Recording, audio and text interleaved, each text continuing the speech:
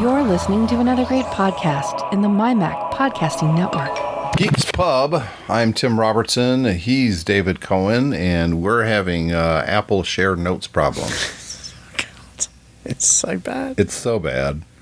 You know, you remember people used to say about Apple stuff, well, it just works. Yeah. It doesn't work anymore. We've never said that about their online services. No one has ever said that. Yeah, a lot of their other stuff doesn't work like that anymore either. But, yeah, the online services just... They're fine when they work, but when they don't work, the problem is there's no levers you can pull to try and fix them. They just don't work. Apple's big event. Look at this brand new iPad. Guy in the back of the room. Can you just make notes work, asshole? Yeah. Yeah. Hey, that's awesome. Can you just make the notes work? That's I really get the impression that software is maybe in the iOS and Mac OS teams where they're coming up with new features. They're really, really busy, but there's nobody doing software maintenance at all. No, nobody is. When's the last time you got an update and you're like, oh, look what Notes can do now? Never. Well, even if they, again, I don't mind. Sometimes they do add new features, but I don't want them to add new features. I don't want to fix the existing features, so they're ultra reliable. Well, they update the OS, but they don't update the software running underneath the OS that we use. So great, the new software is great. It'll work. All the new little apps that you gave us and widgets will work for the next 2 updates, and then it's dead. Yeah. And we should talk on the other show about the iPad hardware and we will. The fact that it's still running the same software underneath. But it's a different story. Yeah, so let's talk about the geeky stuff. We've got our, I guess this is whatever episode for season 2 of the bracket. Let me pull up, because I kind of want to be accurate, and I'll be honest with you, I don't remember. I was prepared last week, and then I forgot that I didn't forget, you just couldn't do the show. There's a difference. So I was all prepared last week. It was the week before you forgot that I was still on vacation. Yeah, that was the one that you were on vacation. This one I was like, oh, crap. So this would be season 2, episode 4. And we're down to, 4, surprisingly enough. And it's not going to be, I don't want to say it's not going to be easy, but I already know who's... From our previous conversation, I already know who's going to go to the championship round. But we still need to get there. But we've got some other things to talk about, including me finally getting caught up on a movie I've been wanting to watch since it came out, and I just did it, and that's Godzilla Minus One. We've had the monster universe stuff with King Kong and Godzilla, and it's been okay. None of it's been terrible. In fact, I quite enjoyed the first King Kong movie. I thought that was really good. Yeah, well, I think it's been a bit uneven. The second Godzilla movie, King of the Monsters, was actually pretty awful. Mm-hmm. Even though that was the one you'd think would be great because it had Mothra and it had King Ghidorah. And, it was all the traditional Japanese. I don't even Godzilla remember it. I don't remember it. That's how bad it was. Was that the one that he comes to San Francisco? No, that was the first one. This was the one that came after that. Well, I must have watched it, but I don't remember anything about it. Exactly. Was the first one the one he's all like, let them fight? It's like, really? Yeah. The dumbest line. That's right, yeah. The first one I thought was pretty good, actually. And it's interesting that Apple show they did, what's it called? Monarch. Well, yeah. Which I really enjoyed, actually. I thought it was good. Fantastic. I really liked it. Really did. It had some great actors in it. Had the they basically it comes 5 years after, or something like that, after the first Godzilla movie, but they ignore everything else. Yeah, which was kind of a smart move, and it does this thing where it's going back in time to the start of what became Monarch and the discovery of Godzilla when they first tried to nuke him and turned him into something even bigger. And the clever thing was they used Kurt Russell and his son. Yeah. So his son was playing playing his father as a young man, which was really kind of a clever idea, and it really worked. It did. And here's the funny thing. Usually when you have a show that jumps far back and then forward again, I usually don't enjoy those too much because usually the pre-stuff is a lot more boring. I found the opposite to be true. I found the characterizations and the discovery of monsters and that 3-person team working together. That was more interesting. I don't know. I would say that's more interesting than the current timeline stuff. Well, yeah, but I think that underlines the problem with the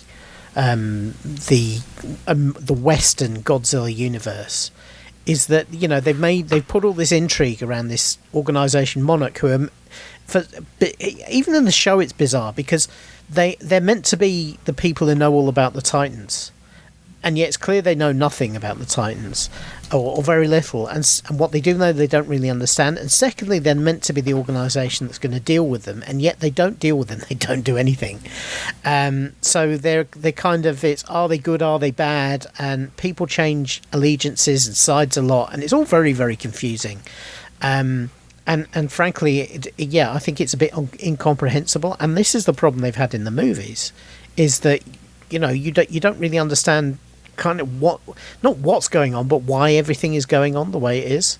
And they've just released a new Godzilla and Kong one. It's already out on video, by the way. Yeah, it's like they sometimes I think with movie releases it's like trying to skip a stone.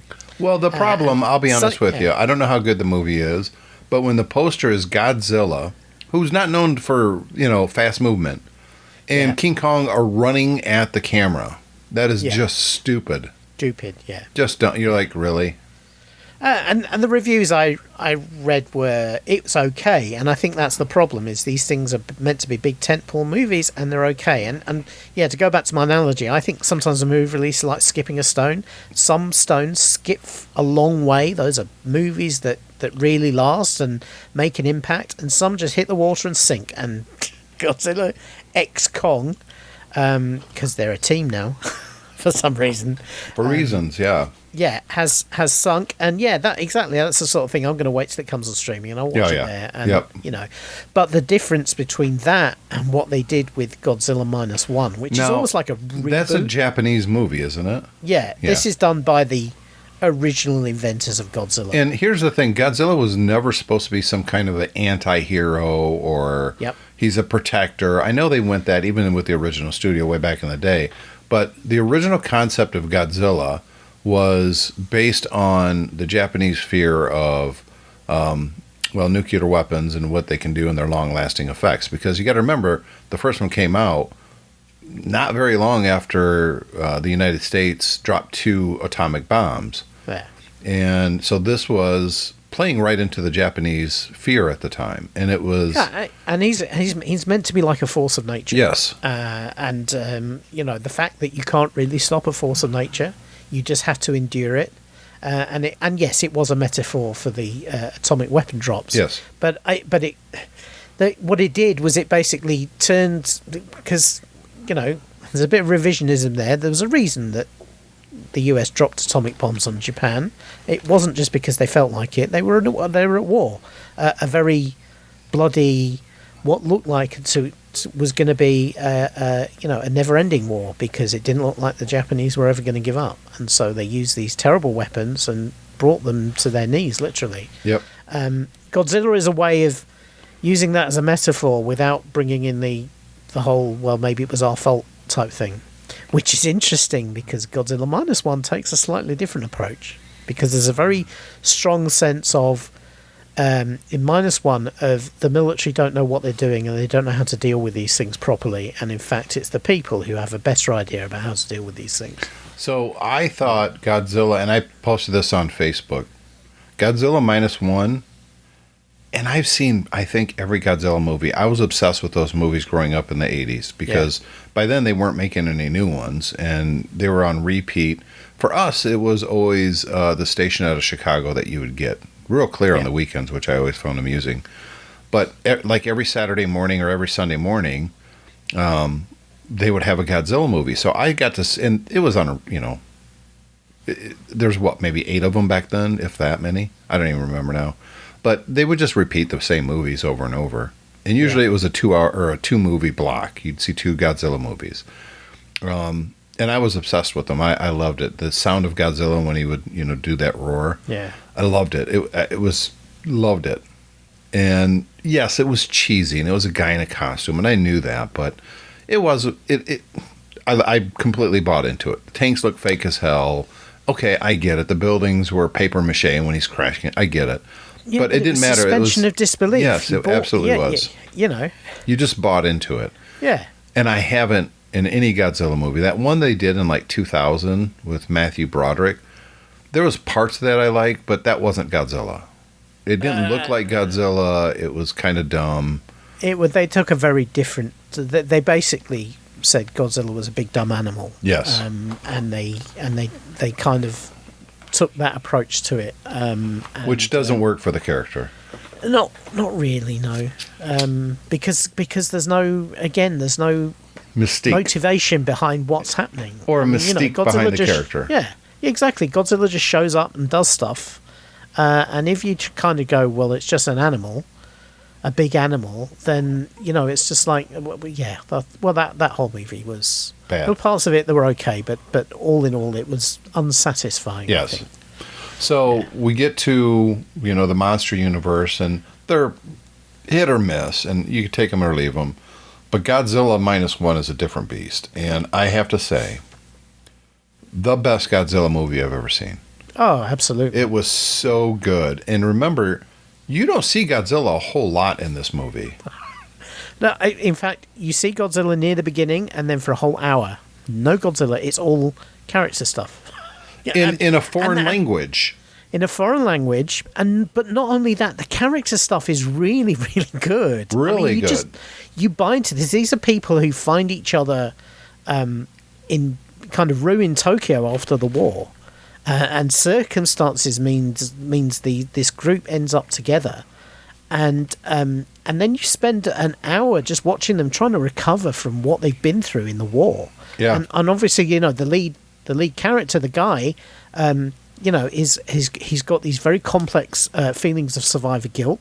Well, it's more than that, because he was a coward in two different parts of the movie. That's what I mean. He was meant to be a kamikaze pilot, and he bailed out and flew back. And by the way, anybody that hasn't watched it, we're going to spoil some stuff here. Yeah, but I don't think we're going to go.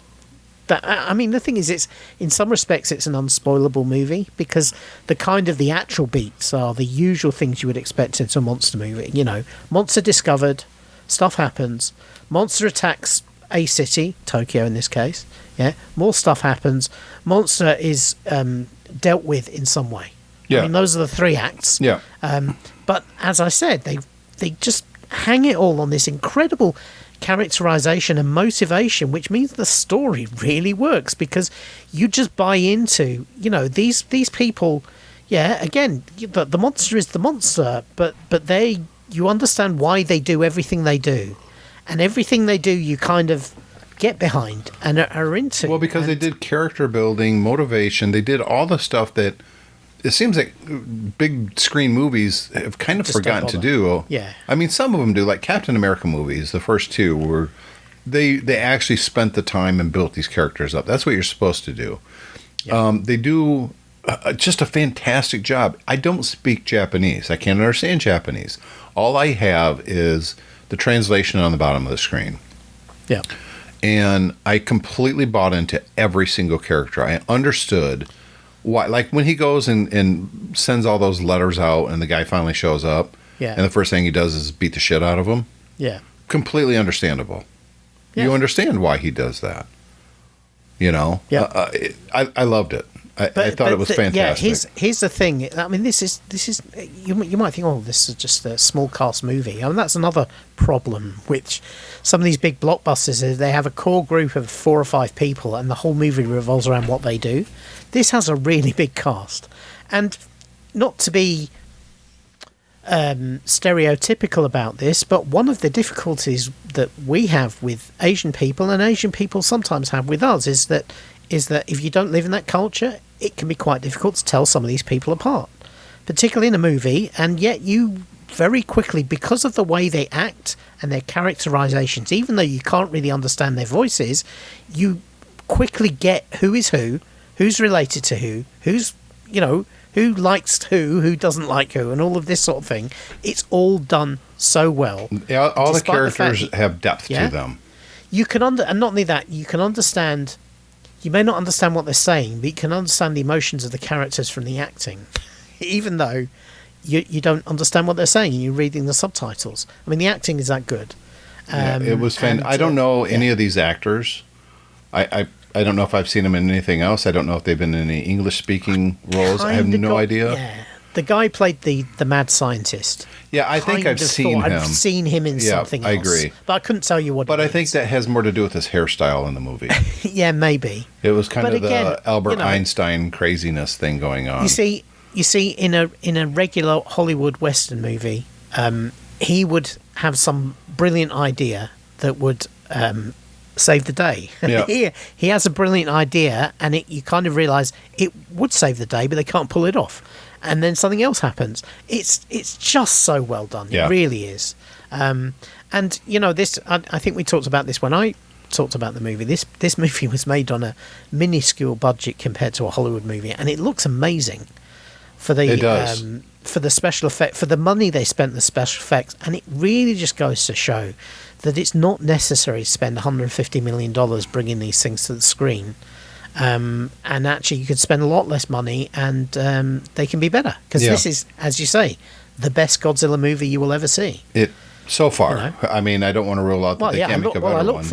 I look forward to the same studio kind of building off this. That's what I was going to say. I would rather they end this monster universe stuff, and if you're going to have a monster movie, focus on King Kong, because I think that first King Kong movie with Jack Black and all those guys, Samuel L. Jackson, that was a good movie. And you buy this giant ape, and you get its intelligence, and you kind of understand why he's a little bit infatuated with the girl, because that's always a King Kong thing. But focus on that, because that's what you're good at. You're not good at the giant lizard. You don't understand his motivation. You don't understand the character. It just doesn't work. Whereas Minus One is just brilliant. They understand who Godzilla is. You kind of understand that this thing is not just a dumb monster. No. It literally doesn't like the humans. Yeah. His first attack, when he's not nearly as big, was so well done. Yeah. It was scary. You're like, oh my God. Yeah.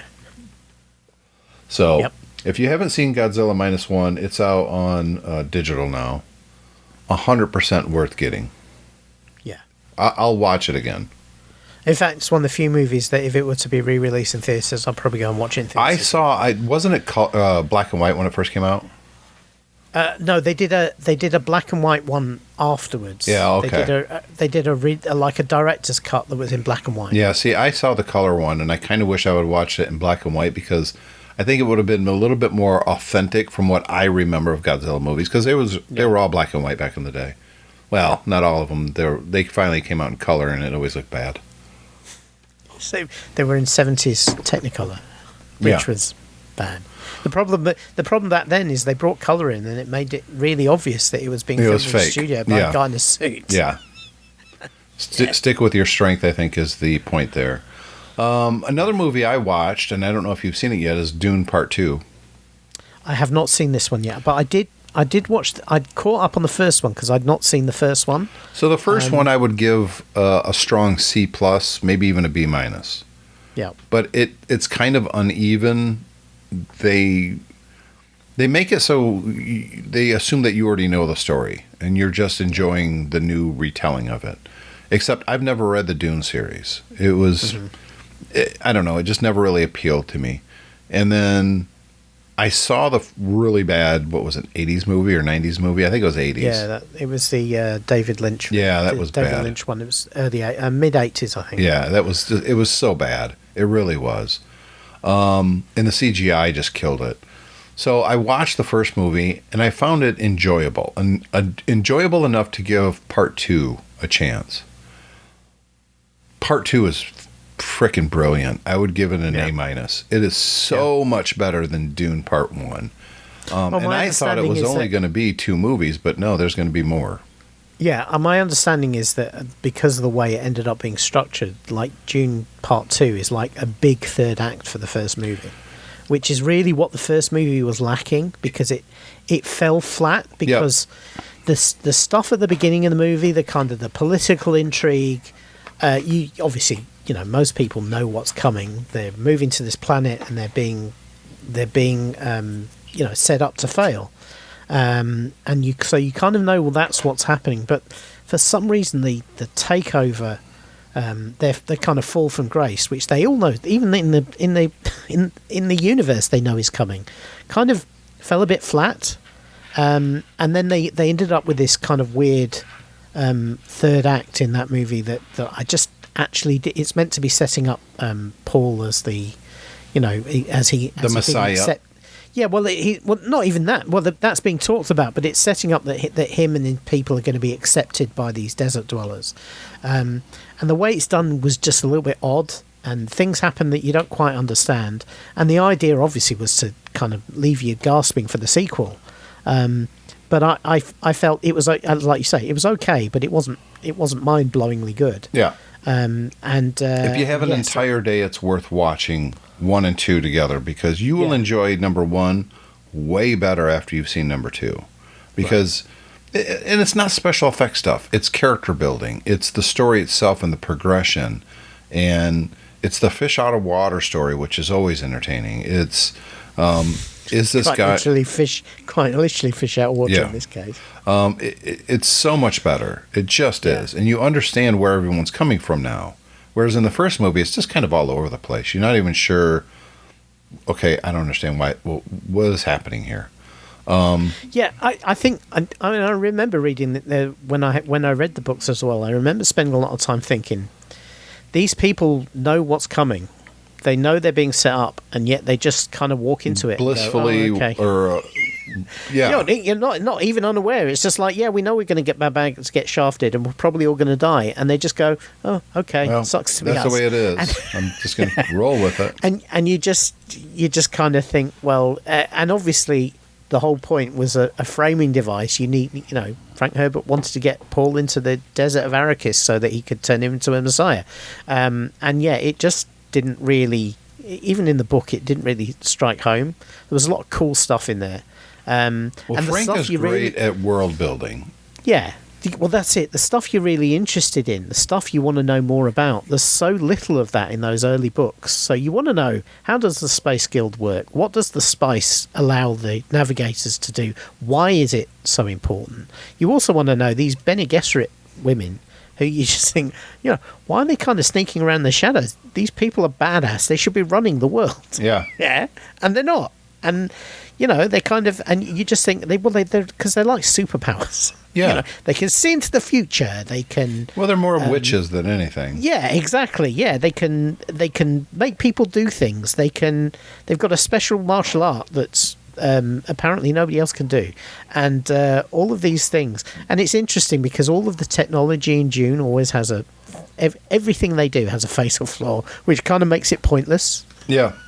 So they have energy shields, but energy shields can't stop kinetic objects, particularly slow kinetic objects, right? At which point you kind of think, well, if that's the case, why bother with the energy shield at all? Right.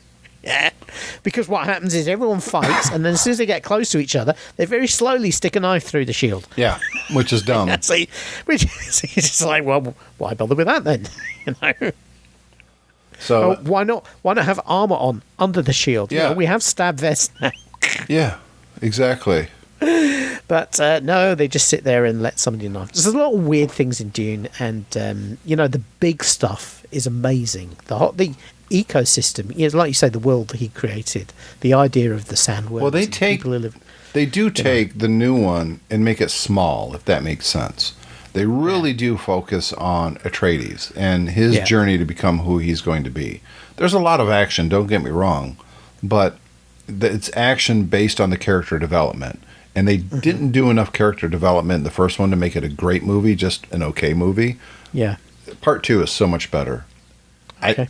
Do I want a part 3? If they can match part 2's. This is the weird thing, because a while back I went and reread Dune, the novel, and I got to the end of it and I thought, what happened to the rest of it? Because I remember a lot more, and then I realised I must have read 2 or 3 of the following novels, where kind of after he becomes the Messiah, more interesting things happen. Yes. And he ends up kind of taking everything over. And I'd read all of that, and I'd forgotten I'd read it. I thought it was all in the first book, and it wasn't. No. So if they develop that, the stuff where he then uses his position as running Dune to actually then take over the Empire and all of that, there's a lot of very interesting stuff that happens then. Well, they left it on a cliffhanger, which is always kind of sucky, but by the time it ends, you're like, okay, I am ready for this to be over. I don't want another hour of this. I only have so much time, if you will. Only so much bladder capacity. But, I almost never watch a movie all the way through now. I just don't have the time. So I'll watch like 45 minutes of it and another 45 minutes of it. And with Dune Part 2, that was like 4 days worth of, watching snippets of it. That even happens with TV shows if it's an hour long. Sometimes I only get to watch a half hour and then I'll come back to it later when I have more time. But with Dune Part 2, I got to say. So here you go. 2 movies so far that I've given you guys that's really worth watching. Dune Part 2 and Godzilla Minus One. Honestly, with Dune Part 2, you almost don't need to watch the first one, which is saying something. Yeah. You they get you caught up really quick. You're It's like, okay, I get it. It's a bit like Empire. You don't really need to have seen Star Wars to watch Empire Strikes Back. No, you don't need to, but it does help make why Darth Vader is so obsessed with the Rebel Alliance and this Luke Skywalker guy. Mm-hmm. I mean, they blew up the Death Star. Yeah. Yeah, but they tell you they blew up the Death Star in the opening crawl. True. But you do have to see the progression of Luke. That is important, especially when it comes to, the last of the Return of the Jedi. Yeah. I'm talking about Empire, not Return of the Jedi. Yeah. I would say you need to have seen Star Wars to watch Return of the Jedi. I'm saying you don't need to have seen Star Wars to watch Empire. So I can imagine people came to Empire, watched it, and then went back and watched Star Wars. Well, I have always said the correct way to watch the Star Wars movies, and we're ignoring 7, 8, 9 because they don't exist, is you watch New Hope, which, by the way, wasn't called A New Hope back in the day. It was just Star Wars. No, it wasn't. It was just Star Wars. Yeah. New Hope, Empire Strikes Back, because then you get to the I Am Your Father, and you're like, is he really? Holy shit. And then watch episode, I hate to say it, 1, 2, and 3, and then watch Return of the Jedi. If you do it in that order, it's a way better movie. Because if you watch 1, 2, 3, by the time I Am Your Father and Luke doesn't believe him, well, you already know that, that is his father. You've known that since episode, Star Wars, the original one. You know that Obi-Wan is not really telling the truth in that movie. It's way better if you watch it is 4, 5, 1, 2, 3, 6. That is the proper order to watch Star Wars. And I haven't read it yet. It's in my reading list, but I did read. I did save an article the other day that basically tries to redeem the Phantom Menace and say it's not as bad as you think it was, and it's worth watching. And I think there's something to that as well. I remember watching Phantom Menace and actually quite enjoying it. I like it more now than I did when it first came out. Yeah, there were large chunks of it where you just kind of there's an awful lot of eye rolling going on. But I thought it was cool to see the Jedi at the height of their powers as the space police and the space navigators. The space ambassadors, and I found Liam Neeson's performance of Qui-Gon really good. I thought, this is a guy who's got shit together, and he kind of exudes that on every scene. Nothing that happens really ever phases him in this movie, even when he gets stabbed through the chest with a lightsaber. Yeah, he's a badass. He is, and he really just exudes, even though he's not necessarily on the same page as the rest of the Jedi Council. He really does exude this supreme confidence in that everything's going to be all right, and we can deal with anything, and nothing phases us. I thought that was really, really cool. Yeah, and too many people back in the day focused on how bad Jar Jar was, but yeah, the people that did that, including us, let's be honest, tended to forget that it was made for kids. Yeah, but the problem with making a kids movie like that is knowing that actually the fan base are not kids anymore. Yeah. They're in their 30s now. And you have to take that in consideration. And I don't think Lucas really did. No, I think he was very much starry-eyed, driven by, merchandising opportunities. Yes, he was just going to make money. I think he wanted to. I suspect, much like our nemesis on this show, Zack Snyder, that a lot of what you saw in Phantom Menace you would have seen in the original Star Wars if he'd had the budget. Yes, I agree. If he didn't have people telling him no, because you did get to that when it came to Return of the Jedi. There was some stuff in there that should not have been in there, and it's because they let his ego. At that point, they're like, "Oh, he's going to make us all this money, and this is the last one, and he's going to go all in. We just get out of his way now." They didn't do that with Return of the Jedi, or with Empire Strikes Back, or the first Star Wars. Yeah, and you could argue that some of the Ewok stuff in Return of the Jedi was a foreshadowing of Jar Jar, that is part of what he thinks people like, and he's never got the memo that they don't like it. Yeah, I know. That a lot of people don't know. I think he did get the memo. He just doesn't care. He just thinks everyone's wrong. Yeah. So let's talk about the last subject here before we move on to our bracket, and that is a show that we've kind of shit on for a long time, and that's Star Trek Discovery. Well, it's one of those shows that I'm glad it exists because it's led to a lot of much better stuff. And actually, it's one of those shows that season by season it has generally gotten better and better and better. And I think season 5, I'm enjoying it the best of all of them. In fact, I'm enjoying it so much, I'm kind of annoyed it's the last season now. Well, I was going to say that because I haven't enjoyed... I liked the first season okay. The second season I thought was a little bit better, but the third and fourth seasons I was just like, ugh. It's just too much emoting all the time. There is still a lot of that. There is. But season 5, I'll be honest with you, so far I'm one episode behind. I'll get caught up by, it's the best season so far.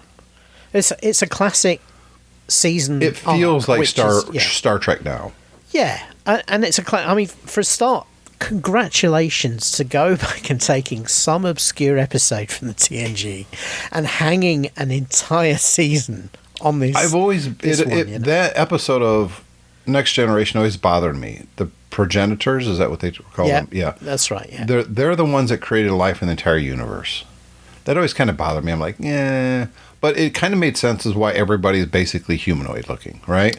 Yeah, and it was a retcon because they were trying to explain the fact, because obviously the reason most people are humanoid in Star Trek is because it's much cheaper to take a guy and stick some prosthetics on his head than it is to, well, certainly back in the TNG days, they couldn't really do CGI animation for aliens. And well, even to this day, even brand new, they're all humanoid. It's expensive. It's far more expensive than it's so expensive. It's very difficult to do on an ongoing basis, and you can tell when it happens because you get those. Voyager had quite a few CGI aliens, and you could tell they were CGI aliens because they had that kind of fake sheen to them. Yeah, and like that's what happens species when you've got 187 or whatever. 4782. Thank you very much. 47. Yeah, there you go. They did kind of look strange because they were done on the cheap because they didn't have the time or the money to do them properly. But I here's what is getting me about this new season. I don't know how this is going to end. Where all the other ones, I knew how it was going to end. All of them. Yeah. But this one, I don't know. Exactly. And you taking that original concept and basically going on a season-long treasure hunt. Yeah. Where every week they have to find the treasure, but also deal with whatever the treasure is sat in, has been really, really enjoyable. And I like the bad guys they've created. They've created them, but they're still sympathetic, and you understand their motivations, and you understand how desperate they are, which is what makes them dangerous. I really, really like we talked before about fish out of water. The fish out of water of taking somebody who's used to be a captain and getting his own way, and he's kind of screwed things up, and now he's the first officer on Discovery, and this is Burnham's opportunity to try and give somebody else the chance she had. That guy is really good in science fiction. Remember, he was on Battlestar Galactica, and he was my favorite part of that show. Yeah. He's a terrific actor, and he is knocking it out of the park. He is, and I don't see him in anything else. I don't. Where is this guy? He's a great actor. He really is. Yeah. He could come across as sympathetic and and understanding. The and only then thing I next don't minute, like he's about arrogant and an asshole. Yeah. The only thing I don't like about him is his ears. I think I think they should have not done the ears. They didn't need to make him an alien. No, I agree. Or they could have done face makeup or something like that. There was no need to, because I look at the guy and I think, you poor bastard, you must have to sit for hours in makeup every day to have those ears. Yeah, they could have just made him a Betazoid or something. Yeah. And it's so unnecessary they've tried to, there was that whole episode where she communicated with him by showing she understood his culture. Yeah. Which was kind of clever, but again, you could have done it without the ears. Yeah. But yeah, it's knocking it out the park. It's a great show. They found a use for Discovery in the 31st century because it's the only ship that has the teleport drive that allows the spore drive that allows it to jump from place to place. So it becomes like a Pathfinder ship, which is kind of a cool idea. So the fact that even this starship that's 10,000 years old, whatever it's meant to be, it still has a place in the Starfleet of the future is kind of cool.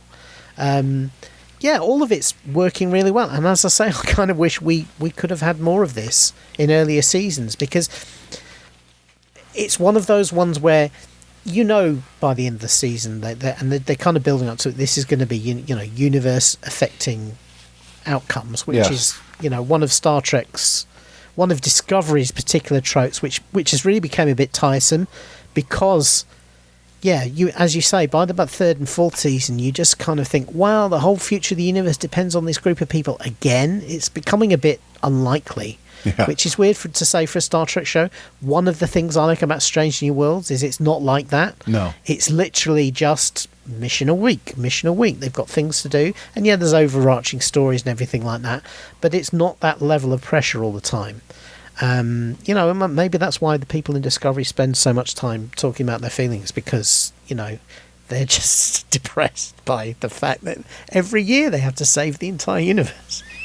It would be a little much after a while, I would imagine. It'd certainly give you a bit of performance anxiety, if nothing else. So I give it. I mean, some of it, even I think they are the art they're on with Hugh. He even says it at this point. He says, I'm a bit bewildered. I died. I came back to life. Yeah. Now I've had somebody else's consciousness control my body. And he's going, what the hell? Yeah, it's starting to affect me a little bit here. Yeah, exactly. So but it's been good. I would give it a 7 out of 10. Honestly. Yeah, definitely. And none of the other ones, including my up till now favorite, was the first season, second season. Yeah, I don't know. Nothing would have gone over 5 for me on this. Yeah. But what this does for me, and it's kind of the opposite of what you had said just a couple episodes ago. It makes me more. I'm glad they're ending the series. I am, because I've had enough with them. They're going to go out in a bang. Great. Yeah. I'm done with this crew. But it does make me feel like the people in charge of it, not just this show, but as a whole, finally understand what good Star Trek is. The last season of Picard, brilliant. And it potentially could set up a whole nother series, which would be fine. I'd be happy with that. We already know Strange New Worlds is the best Star Trek that we've had in decades. It just is. I would kind of say it's almost the best Star Trek we've ever had. I recently within the last few years watched Voyager all the way through, and it was good, but there was some parts that just weren't, and it was way hit and miss. The Next Generation was my favorite until Deep Space Nine, but Deep Space Nine, I started to try to rewatch it. Man, I couldn't get past the 4th episode of the first season. No, it doesn't. Yeah, it doesn't. Well, particularly the early seasons don't hold up well at all. It does not. No. And I think part of the problem with those older things, they had to do 24, 26 episodes a season. Yes. It was no wonder they got filler. Yes. Yeah. The advantage we have now is they do these shorter 10-episode seasons, which means that they can really craft it. They get to the point. No filler. Yeah, But and yeah, I think for me, and maybe this is nostalgia talking, but what I love about Strange New Worlds is it's the classic Trek on the classic ship with a lot of the classic characters, yeah, and yet it's modern and really good. it is, and I don't even care about Kurt taking over eventually because I love Pike. I think he's doing. I love that character. That actor is just killing it. And it's been, what, 2 seasons now, or is it 3? It's 2. We're waiting for the 3rd season. Yeah. So I've got all the confidence in the world in that. I understand a lot of people, including me, are upset that Lower Decks is going away. Because, again, we just talked about this, the crossover episode is just brilliant. But I'm confident that they know what's working now, what to do, and they're going to just continue to moving forward with some really good stuff. I am confident in it now.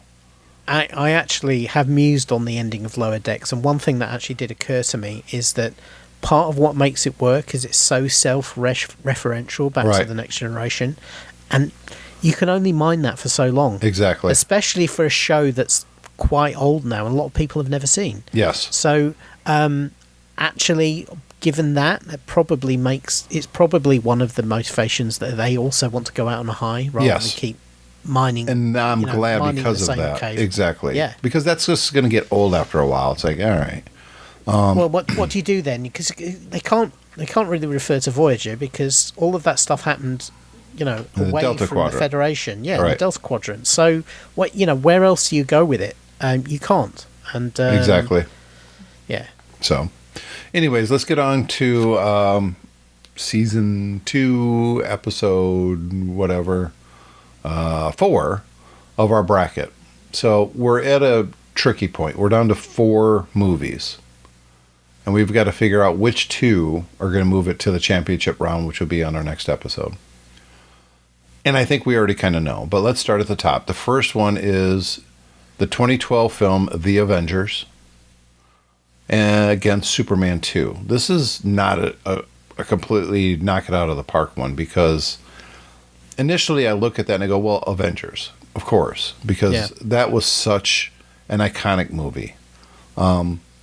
To see those characters on screen took so many decades of advanced technology to make it believable. But it's more than that. The story was great. The directing was great. Isn't a weak part of that movie. There isn't one part of the movie that I feel like I could skip over. When Captain America is talking to Dr. Banner on the helicarrier, I love it. It's brilliant. I actually saw an outtake that they deleted, and it leads up to Captain America punching the punching bag when Nick Fury comes up and says he's got a mission for him. Yeah. It shows him kind of adjusting to life now. And I found it really good, but it wasn't necessary in the movie, and they cut it. And I'm like, I'm glad I got to see the deleted scenes, but it would have weakened the movie a little bit. Yeah, and to be fair, they then covered that in was it The Winter Soldier? I think, yes. Where he gets to meet Sam for the first time, and it's all to do with him trying to get more integrated into modern society. Well, the meeting of Sam was done so well. You understand why these two guys bond pretty quick. And a little bit of hero worship on Sam's part, because this is Steve Rogers, this is Captain America. But yet they humanize all the characters really well. But in the Avengers, you don't have a lot of time to give a character arc to every single one of these characters. And yet he did it somehow. You completely understand why Thor's there. He's there to get Loki, right? You completely understand Iron Man. You completely understand Captain America. A little bit less with Natasha, but with her going to recruit the Hulk and his slapping the table and said, you could see the fear in her eyes because this is the Hulk. It's so well done. Hawkeye getting taken by Loki and completely and then now his motivation when he gets knocked in the head. You understand why he wants to go after Loki. And the big battle at the end is just so well done. I agree. I mean, it's almost the perfect third act, which is for Marvel movies is quite an achievement, to be honest. I think, and looking back at it, I think the only part of the movie that the Avengers that didn't work for me was the motivations of Fury in actually keeping the Tesseract around and doing research on it, which obviously kind of leads into the whole. Basically, it's a MacGuffin that sets up the entire movie. Well, but it also sets up more than that. It sets up this next Captain Winter Soldier, because they're building weapons from this technology. Yeah, but you. Yeah, I just thought it came across as first of all, you'd think the thing would be better protected, and secondly, well, it was pretty well protected, dude. Yeah, I don't. Well, a god came and took it, and then he barely got away. Did he? I'm not sure. I remember at the time thinking, God, you'd have thought with the Tesseract that they would. First of all, I guess my fundamental problem with it is I thought, if Nick Fury's assembled a set of superheroes, then what does he need the Tesseract for? But he didn't assemble them at that point. No, well, they've had the Tesseract for many, many years. But he'd been assembling the Avengers. The Avengers project was talked about from the end of the first Iron Man movie, and I know they kind of fudged it by suggesting they'd been shelved by the elders or whatever when the holographic leaders. But it just felt a little bit too on the nose that here's the piece they've had to put in play to make this whole movie happen, and I just felt it was that Fury would be cleverer than that, put it that way, maybe. But you move past that very quickly because it happens right at the beginning of the movie, and the movie moves so fast. By the end of it, you're kind of forgetting about all of that. It's almost a perfect superhero movie. It is, almost. And it's a team, which is so hard to do. And then you get to Superman 2. And we know now that Richard Donner filmed Superman 1 and 2 at the same time. Yep. Was it supposed to be one movie or two? That's always been a little murky to me. Regardless, Superman 2 is a better movie than Superman 1. Yeah. Much better villain. Because, just as we've just said about the Avengers, Superman 1 had to introduce the character, and you've got to remember back in the late 70s people knew who Superman was, but comic book culture was not as commonly understood as it is nowadays, and so an awful lot. I remember, I was only sort of 8 or 9. I didn't really understand where Superman came from before. I didn't know his origin story until I saw that movie. And there would have been a lot of people who saw that movie who'd probably never read a comic, and so didn't really know where Superman came from. Right. And the fact that the first one, it deliberately spent so much time showing you where the character came from and who he is and why he does what he does, was crucial for Superman 2, but Superman 2 had the luxury of not having to go through all that baggage. Correct. And that made it, and then the fact that they then went on a rip-roaring story, because who doesn't want to see Kryptonians fighting Kryptonians, made it a better movie as well. The other characters, like Lex Luthor in Superman 2, much more interesting than in the first Superman, because in the first Superman, he's trying to use nuclear weapons to leverage a land deal, which is the most boring supervillain plot ever. Yep. Whereas in Superman 2, he's trying to, get allied with his own Kryptonians. And he's trying to understand all of Superman's secrets. He's much more Lex Luthor than he was in the first movie. But I think the Avengers have a way more watchability, not just from the CGI standpoint, but for almost every reason. It's just a better movie. Yeah, there are. Well, we talk about, whether it's. You said the Avengers is virtually a perfect movie. The problem with Superman 2 is it has some flab in it. Yes. And that may well be because of the way it was created, the fact that they brought in a stunt director to finish it off. Yep. They had the big falling out. But the problem is the stuff around Niagara Falls and how Lois finds out he's Superman and all of that. Yeah, it wasn't just great. Kind of lame. Yeah. Yeah. And the flying around backwards to make people forget thing was pretty stupid too. I don't know. That was the first one. No, that was the first one. Yeah. Yeah, the second one, no, he makes Lois forget everything by just kissing her, which was a power I didn't know he had. So yep, still doesn't. Thought he might use that more. Yeah. Still maybe doesn't if maybe if he kissed Lex Luthor and made him forget about him, Yeah. Superman, that would have boded well for him. Yeah, it would have been a Superman very Returns came progressive movie for the time. It would have been. So we both agree Avengers move on. Avengers, yes. So who's Avengers going to go against? Well, I think it's pretty obvious. 2002 Spider-Man movie against 2008's Wanted. Now, we've already... we love Wanted. It's really good. It's beaten two... well, certainly one movie we really, really rated, which is Mystery Men. Yep. But Spider-Man, man. I mean, Spider-Man was like the renaissance of a superhero movie. It reinvented in an actual costume. See, this is what a lot of people forget. Up until that movie, X-Men was kind of the thing, right? And they kind of took their cue from the Matrix. Everyone's wearing leather and, they're cool looking. They didn't have flashy, bright costumes. Well, here's Spider-Man, and he has got his Spider-Man. Jokes. Yeah. Yeah, they made jokes about, what Wolverine goes, what do you want me to wear? Yellow spandex. Yeah. And everybody's watching went, yes, that is what we want. And then we see Spider-Man in 2002, and he's wearing blue and red spandex with rubber webs on it. Yep. And it still works today. It still works. I mean, it still holds up. It's a great superhero movie. It was one of the first movies that really could leverage good CGI to actually fill in. Obviously. Well, the web swinging, for instance.